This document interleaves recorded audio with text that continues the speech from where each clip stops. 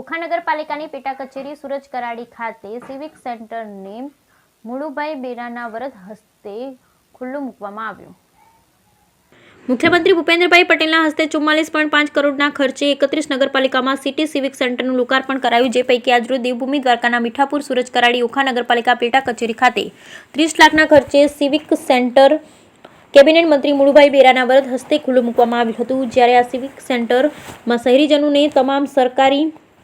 પ્રાથમિક સુવિધાઓ હવે એક જ છત નીચે પ્રાપ્ત થશે। જ્યારે આ સિવિલ સેન્ટર ખોલવા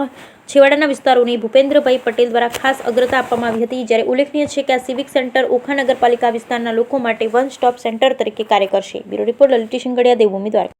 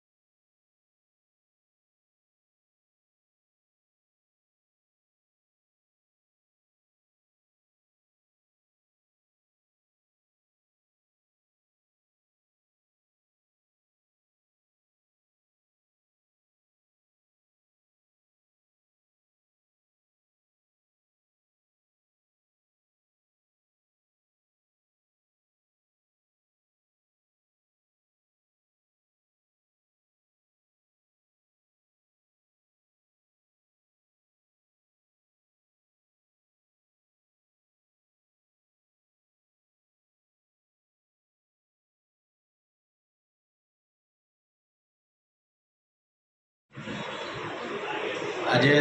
ઓખા નગરપાલિકામાં સુરજ કરાડી ગામે ઓખા નગરપાલિકાનો એક નાગરિક સુવિધા કેન્દ્ર સિટી સિવિક કેન્દ્રનું લોકાર્પણ રાજ્યની ટોટલ 31 નગરપાલિકામાં મુખ્યમંત્રીશ્રીએ જે લોકાર્પણ કર્યું એના ભાગરૂપે ઓખામાં પણ ઓખા નગરપાલિકા વિસ્તાર ખૂબ મોટો છે ભૌગોલિક દ્રષ્ટિએ, એટલે સુરજ કરાડી ગામમાં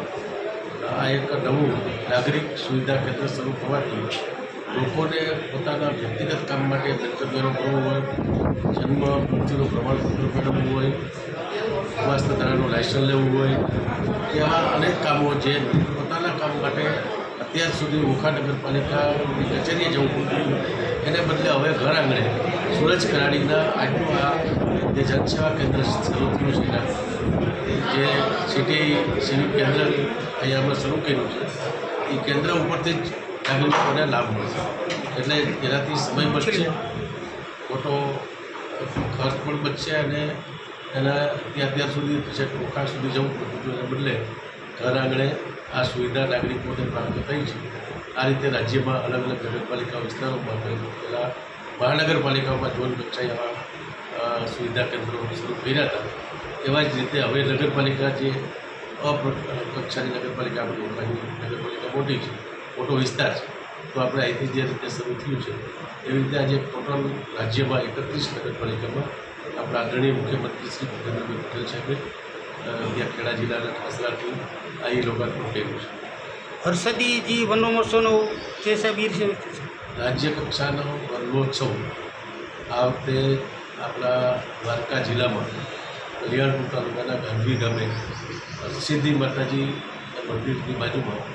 સાંસ્કૃતિક વનનું જે નિર્માણ થયું છે એનું લોકાર્પણ